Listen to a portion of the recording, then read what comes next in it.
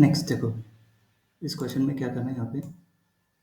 देखो, let f from R to R be a function. We say that f has a property 1 if limit h tends to 0, f of h minus f of 0 upon square root of mod h exists and is finite. And property 2, if limit h tends to 0, f of h minus f of 0 upon h square exists and is finite. Then which of the following option is correct? First है f of x equal to x to the power 2 by 3 has property 1. property 1 मतलब इस हिसाब से f of x equal to sin x function दिया has property 2 मतलब इस हिसाब से f of x equal to mod x मतलब प्रॉपर्टी वन मतलब देन वी मतलब ये प्रॉपर्टी वन के हिसाब से then f of x equal to x mod x has property two मतलब प्रॉपर्टी टू के हिसाब से दिस फंक्शन। ओके, मीन्स यहाँ पे जो एफ ऑफ एक्स है ना, ये फंक्शन सेटिस्फाइड करना चाहिए, एग्जिस्ट करना चाहिए और फाइनाइट आना चाहिए। तो which of the following option is correct. तो इसका सॉल्यूशन देखो, देखो यहाँ पे लेट फिर से एक एग्जाम्पल है कि यहाँ पे से रीड कर लो। ओके, देखो यहाँ पे कौन कौन से डेफिनेशन का, let's recall the definition of the two properties of the function f from R to R. Property one क्या है, limit h tends to zero f of h minus f of zero upon square root of mod h exist and is finite. Property two is that the limit h tends to zero f of h minus f of zero upon h square exist and is finite. ये क्या है, f of x equal to x to the power two by three has property one, है ना। Function मतलब अब ये दो property के हिसाब से देखेंगे, एग्जिस्ट एंड फाइनाइट। तो ये फंक्शन और ये लिमिट चेक करेंगे, ये लिमिट और ये लिमिट चेक करेंगे। देखो f of zero x equal to zero put किया तो क्या था, zero. Set up the limit of property one. Property one क्या है, we need to evaluate limit h tends to 0 f of h minus f of 0 upon root of mod h. Substituting the function, we get limit h tends to 0 h to the power 2 by 3 minus 0 upon square root of mod h, that is limit h tends to 0 h to the power 2 by 3 upon mod h to the power 1 by 3, क्योंकि square root of h है ना, तो वो हो गया mod h to the power 1 by 3. Evaluate the limit. Note that for any real number h to the power 2 by 3 क्या हो जाएगा, h square whole to the power 1 by 3, मतलब mod h, that is मतलब mod h to the power 2 by 3. तो mod h to the power 2 by 3 क्योंकि h is real number, so we can rewrite the expression. ऊपर में h to the power 2 by 3 को लिखेंगे mod h to the power 2 by 3। तो देखो ये हो गया mod h to the power 2 by 3 minus 1 by 2, नीचे में 1 by 2 है ना, a to the power m upon b to the power m, वो फॉर्मूला लगे ना।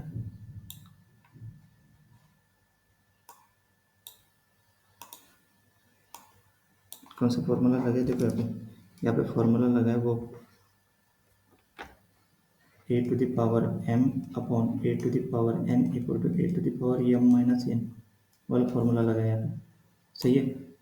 तो 2/3 माइनस 1/3 1/6 आता है, h h tends to zero, तो ये फंक्शन क्या हो जाएगा, tends to zero, therefore this tends to zero, the conclusion that this limit is zero which express and is finite, मतलब which is exist and finite, है ना।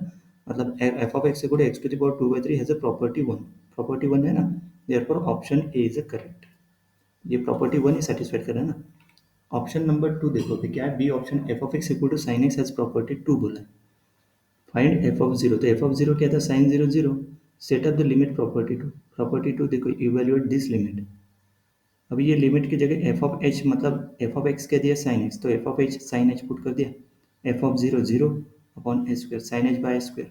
We evaluate the limit, तो sine h by h into one by h लिखा है इसको, H square है ना, separate कर दिया इंटू के साथ। H square equal to sine h by h into limit h tends to zero one by h. अभी साइन एच बाय एच की value limit h tends to zero put करने के बाद क्या आती, वन, इसकी वैल्यू वन आती है, देखो वन इंटू ये वैसे के वैसे लिखा limit h tends to zero one by h. अभी देखो h one by h, h tends to zero put करने के बाद क्या गया, डज नॉट एग्जिस्ट, क्योंकि इन्फिनिटी आएगा, ये वन आएगा इन्फिनिटी, दोनों का मल्टीप्लिकेशन इन्फिनिटी आएगा, मतलब it approaches infinity from right and minus infinity from left. Conclusion क्या हो गया, लिमिट डज नॉट एग्जिस्ट, क्योंकि वन इंटू इन्फिनिटी इन्फिनिटी आएगा ना, तो limit does not exist and a is a finite number. Thus f of x equal to sin x does not have a property 2. So option B is incorrect.